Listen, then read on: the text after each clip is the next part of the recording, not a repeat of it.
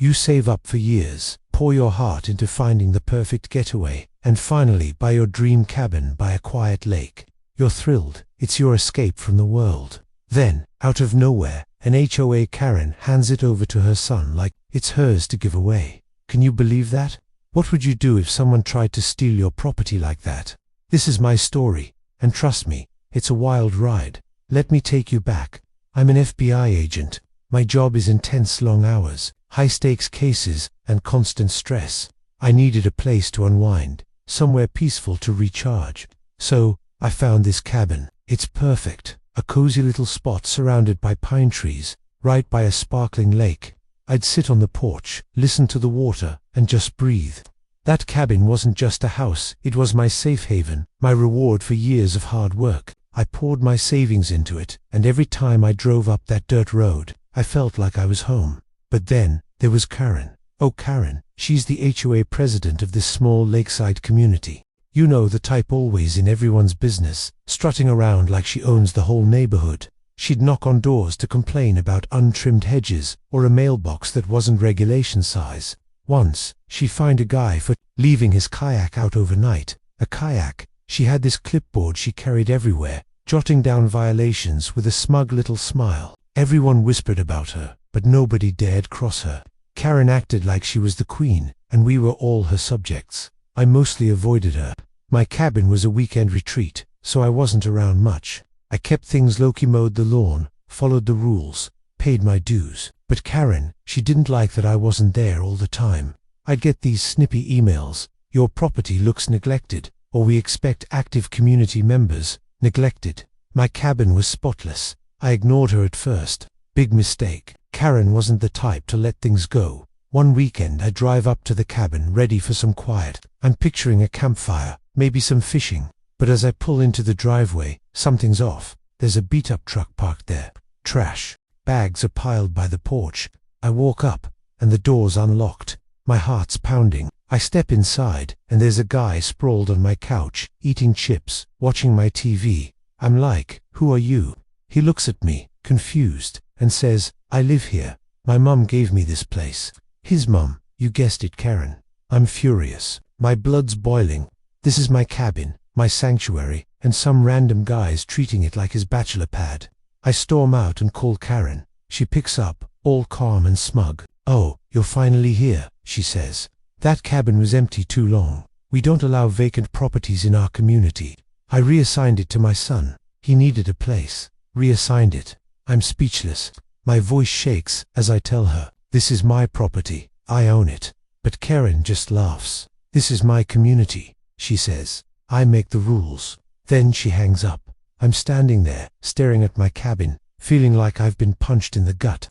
Everything I worked for, everything I loved about that place, it's been taken.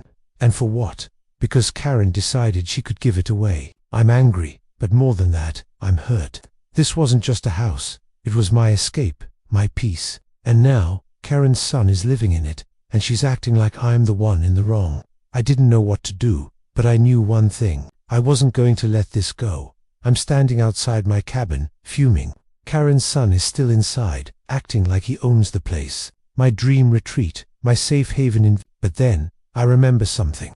This cabin isn't just any property. It's FBI property. Yeah, you heard that right. I didn't mention it before, but this cabin doubles as a low-key safe house for occasional FBI stakeouts. It's in my name, but it's technically federal property. Karen didn't check the records. She just assumed it was under her HOA control. Big mistake. I take a deep breath and call my supervisor at the FBI. I explain everything. Karen's power trip, her son squatting in my cabin, her smug I make the rules attitude. My supervisor's livid. That's federal property. He says she's in deep trouble.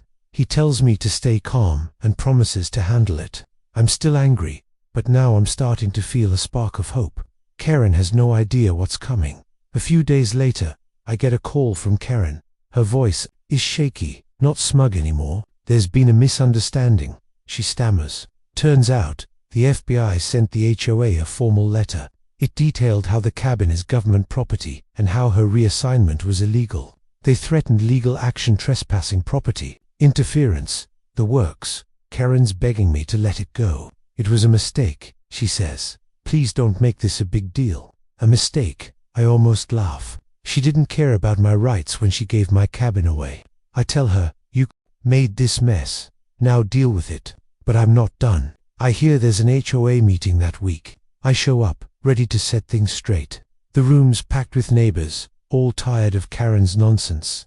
I stand up and tell everyone what she did, how she gave my cabin to her son without a shred of authority. Gasps fill the room. People start whispering. Karen's face goes pale, like she's seen a ghost. Then, one neighbor stands up and says, "She's been bullying us for years." Another chimes in, "She'll fine me for my dog barking once." The room erupts. They're done with her. The vote happens right there. Karen's out as HOA president. Her son's evicted from my cabin that same day. I hear he had to haul his stuff out in the rain. And the best part, the HOA slaps Karen with a fine for trespassing and misuse of authority.